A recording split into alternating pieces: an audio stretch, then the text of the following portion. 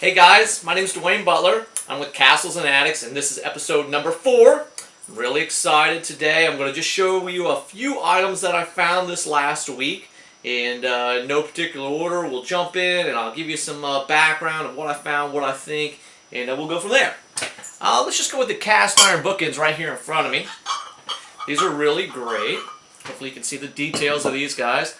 All iron, knights going across the land there.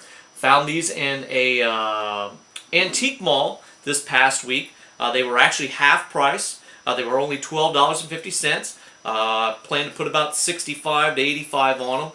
You don't always come across them. I think they're very clean, very sharp, just good detail. Cast iron's one of those things I've been trying to pick up a little bit more on these days.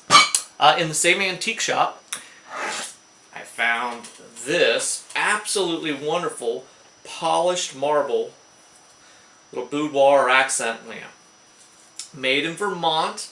If you go online, if you go on eBay, you can find postcards from the Vermont Marble Factory from basically like the 1930s, 40s, 50s. Big photographs of big slabs of marble being pulled out of the ground. And here's just something I guess they learned to market and retail themselves. But this was a real nice buy, decorative items. I try to do a lot of accent pieces these days. Those kind of things sell to anybody right now. Here, let me pull this big guy over here and see if I can show you what I found. This is going to be really kind of hard to show, considering I'm on this small camera. But this is a Blackmore lamp. He's resin. Copy of something that would have been a little older, but this is a nice copy. Probably from the 30s to the 50s, I would assume. Probably 1950s. Decorative piece. But, you know, old Blackmore pieces are very collectible.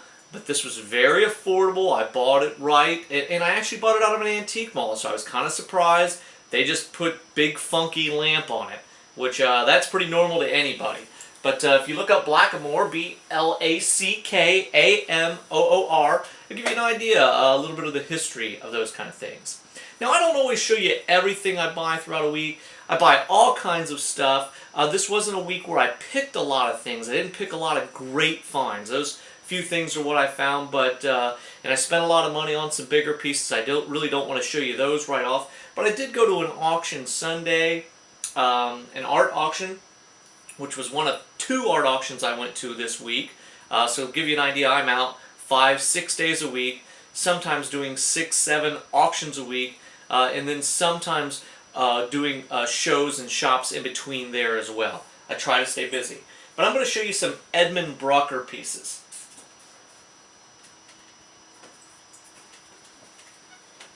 Edmund Brucker, a local Indiana artist.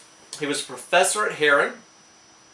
And he had a great eye for detail. These were some of the boats he did. I think he did a lot of the boats in the 70s. I have some original photographs. The auctioneer was basically cleaning out what was a storage locker of this gentleman's remnants. And these were kind of things on the tables that everybody got to pick. We all got to buy a piece or 2 that we liked. And they were very affordable at the end. Some of these aren't even signed. But if you know anything about Edmund Brucker, you'll realize that these are all his works. This one's really nice watercolor here. Super details. I think you can see that. Got a couple more. Won't take up most of your time. They said the neat thing about Mr. Brucker is that he came from an old school and he wasn't necessarily a hygienist. Here's a double-sided piece.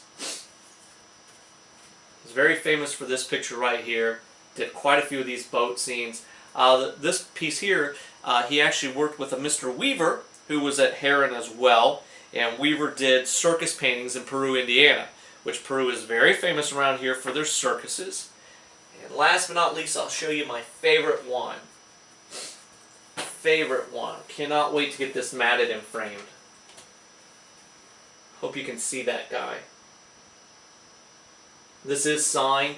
I'm really happy about that. But again, I'm not trying to always show you everything that I'm out and about finding. I will try to show you some of the items. And I will try to show you most of the things that I think I can really make money on. That I think 5 or 10 times the value in which I pay for something. And sometimes I'll show you something I pay some money for. That's out there as well. I'm always interested in buying, and if you have something for sale, I'm right here in Indianapolis. You can contact me, or just you can catch my videos, leave comments, and we'll get hooked up on Facebook sooner or later. Thanks for your time.